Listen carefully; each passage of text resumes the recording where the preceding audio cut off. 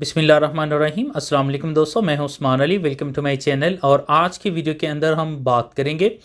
कि अगर कोई शख्स है, उसकी डेथ हो जाती है तो उसकी प्रॉपर्टी के अंदर जो है वो उसकी बीवी का कितना शेयर्स होंगे, चाहे एक बीवी है या एक से ज़ायद बीवियाँ हैं। तो मौजू की तरफ जाने से पहले सब दोस्तों से गुजारिश है कि अगर आपने अभी तक हमारे यूट्यूब चैनल को सब्सक्राइब नहीं किया है तो वीडियो के नीचे सब्सक्राइब का बटन आ रहा होगा, उसके ऊपर क्लिक करके सब्सक्राइब कर लीजिएगा और साथ बेल आइकन को भी दबा दीजिएगा ताकि जब भी हमारी कोई लेटेस्ट वीडियो आए तो उसके नोटिफिकेशन आप तक पहुँचते रहें। देखिए, जहाँ तक अगर कोई भी शख्स है उसकी डेथ हो जाती है तो उसकी वरासत के हवाले से बीवी का कितना शेयर्स हैं, इसके हवाले से सूरह निसा की आयत नंबर 12 है, जिसके अंदर मुकम्मल तौर पर जो है वो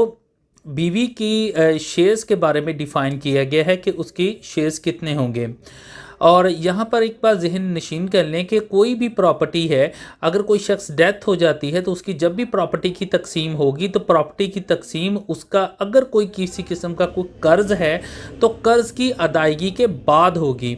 कर्ज़ की अदायगी सबसे पहले की जाएगी, उसके बाद अगर कोई उसकी प्रॉपर्टी बचती है तो देन जो है वो उसकी प्रॉपर्टी की फर्दर जो है वो तकसीम होगी शेयर्स, जितने भी जिस बंदे का जितना शेयर्स बनता है उनके अंदर। और इसके अंदर अगर उसने कोई वसीयत की गई है और बशर्ते कि उस वसीयत के अंदर किसी की हक तलफी नहीं हो रही है तो उस वसीयत को भी पहले पूरा किया जाएगा, उसके बाद जो है वो प्रॉपर्टी की तकसीम होगी। फॉर एग्जांपल, एक शख्स है वो मरने से पहले वसीयत कर जाता है कि उसकी प्रॉपर्टी इतना हिस्सा जो है वो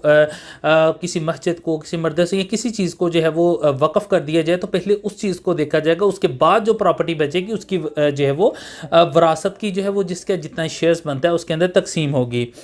यहाँ पर हम बात कर लेते हैं कि बीवी का कितना शेयर होता है शौहर की प्रॉपर्टीज़ के अंदर। देखिए, चाहे एक बीवी है, यहाँ एक से ज़ायद बीवियाँ हैं, इसके लिए 1/8 या 1/4 हिस्सा मुकम्मल प्रॉपर्टी में से बीवी का शेयर्स होता है। अगर जो है वो औलाद मौजूद है तो बीवी का जो शेयर्स हैं वो 1/8 हिस्सा बनेगा मुकम्मल प्रॉपर्टी के अंदर, और अगर औलाद नहीं है तो फिर उस सूरत के अंदर 1/4 हिस्सा होगा, चाहे वो एक बीवी है चाहे एक से ज़ायद बीवियां हैं। अगर एक से ज़ायद बीवियां हैं तो 1/8 हिस्सा या 1/4 हिस्सा उन तमाम बीवियों के अंदर डिवाइड होगा, अगर एक बीवी है तो एक बीवी को मिलेगा। इसी तरह से अगर जो शौहर है उसकी जो डेथ हुई है जिस शख्स की, अगर उसमें फ़कत सिर्फ एक लड़की हो, सिर्फ लड़कियां हो और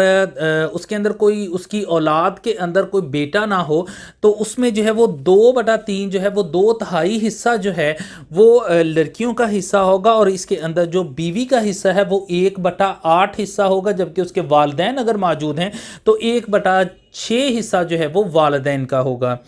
इस तरह से अगर उसकी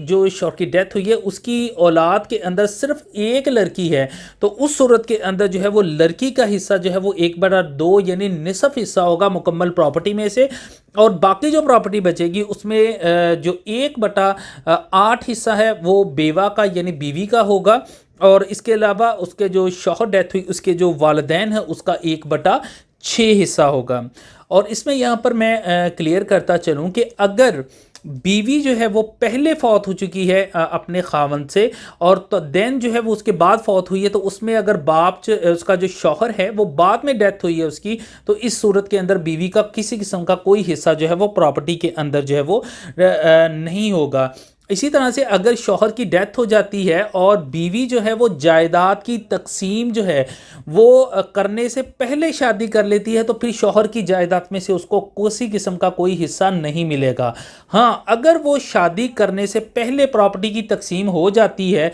और उसमें से उसको कोई हिस्सा मिल जाता है बीवी को, और उसके बाद जो बेवा है वो किसी और शख्स से शादी कर लेती है, तो जो उसको उसका हिस्सा मिल चुका है उससे उसका हिस्सा वो वापस नहीं लिया जाएगा।